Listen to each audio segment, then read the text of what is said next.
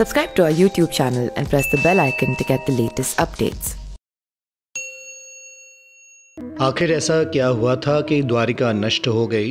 किसने किया द्वारिका को नष्ट? क्या प्राकृतिक आपदा से नष्ट हो गई थी द्वारिका? क्या किसी आसमानी ताकत ने नष्ट कर दिया था द्वारिका को, या किसी समुद्री शक्ति ने उजाड़ दिया द्वारिका? आखिर क्या हुआ था नष्ट हो गई द्वारिका और फिर बाद में समुद्र में वो डूब गई? इस सवाल की खोज कई वैज्ञानिकों ने की और उसके जवाब भी ढूंढे हैं। समुद्र के सैकड़ों फीट नीचे उन्हें ऐसे अवशेष मिले हैं जिसके चलते भारत का इतिहास बदल गया। अब इतिहास को फिर से लिखने की जरूरत बन गई है। आइए जानते हैं इन सवालों के जवाब। भारत के सबसे प्राचीन नगरों में से एक है द्वारिका। ये 7 नगर हैं: द्वारिका, मथुरा, काशी, हरिद्वार, अवंतिका, कांची और अयोध्या। कई द्वारों का शहर होने के कारण इस नगरी का नाम द्वारिका पड़ा। द्वारिका को द्वारवती, कुशस्थली, आनर्तक, ओखामंडल, गोमती द्वारिका, चक्रतीर्थ, अंतरद्वीप जैसे नामों से भी जाना जाता है। गुजरात राज्य के पश्चिमी सिरे पर समुद्र के किनारे स्थित 4 धामों में से एक धाम और 7 पवित्र पुरियों में से एक पुरी है द्वारिका। मथुरा से निकलकर भगवान कृष्ण ने द्वारिका क्षेत्र में ही पहले से स्थापित खंडहर हो चुके नगर क्षेत्र में एक नए नगर की स्थापना की थी। इस नगर को मय, दानव और विश्वकर्मा ने मिलकर बनाया था। कृष्ण ने राजा कंस का वध कर दिया तो कंस के ससुर जरासंध ने कृष्ण और यदुओं का नामो निशान मिटा देने की ठान ली। वो मथुरा और यादवों पर बार बार आक्रमण करता रहा। उसके कई मलेच्छ और यवनी मित्र राजा थे।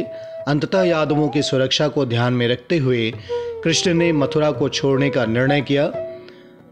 विंता के पुत्र गरुड़ की सलाह और ककुदमनी के आक्रमण पर कृष्ण कुशस्थली आ गए। वर्तमान द्वारिका नगरी कुशस्थली के रूप में पहले से ही विद्यमान थी। कृष्ण ने इसी उजाड़ हो चुकी नगरी को पुनः बसाया। उन्होंने अपने 18 नए कुल बंधुओं के साथ द्वारिका आना उचित समझा। यही 36 वर्ष राज्य करने के बाद उनका देहावसान हुआ। वैज्ञानिकों के अनुसार जब हिमयुग समाप्त हुआ तो समुद्र का जल स्तर बढ़ा और उसमें देश दुनिया के कई तटवर्ती शहर डूब गए। द्वारिका भी उनमें से एक थी। लेकिन सवाल उठता है कि हिमयुग तो आज से 10,000 साल पहले समाप्त हो गया था। भगवान कृष्ण ने तो द्वारिका का निर्माण आज से लगभग 5,300 वर्ष पूर्व किया था। तब ऐसे में हिमयुग के दौरान समुद्र में डूब जाने की थ्योरी थोड़ी सी सच कम लगती है। लेकिन बहुत से पुराणकार और इतिहासकार मानते हैं कि द्वारिका को कृष्ण के देहांत के बाद जानबूझकर नष्ट किया गया। यह वो दौर था जब यादव लोग आपस में भयंकर तरीके से लड़ रहे थे। इसके अलावा जरासंध और यवन लोग भी उनके घोर दुश्मन थे। ऐसे में द्वारिका पर समुद्र के मार्ग से भी आक्रमण हुआ और आसमानी मार्ग से भी आक्रमण किया गया। अंततः यादवों को उनके क्षेत्र को छोड़कर फिर से मथुरा और आसपास शरण लेनी पड़ी। हाल ही में खोज से सिद्ध करने का प्रयास किया गया कि वो दौर था जब धरती पर रहने वाले एलियंस का आसमानी एलियंस के साथ घोर युद्ध हुआ था। उन सभी शहरों को निशाना बनाया जहां पर देवता लोग रहा करते थे। इस तरह से एलियंस के युद्ध में द्वारिका नष्ट हो गई। एलियंस के अवशेषों की खोज करने वाले वैज्ञानिक कहते हैं कि द्वारिका का निर्माण एलियंस ने किया था।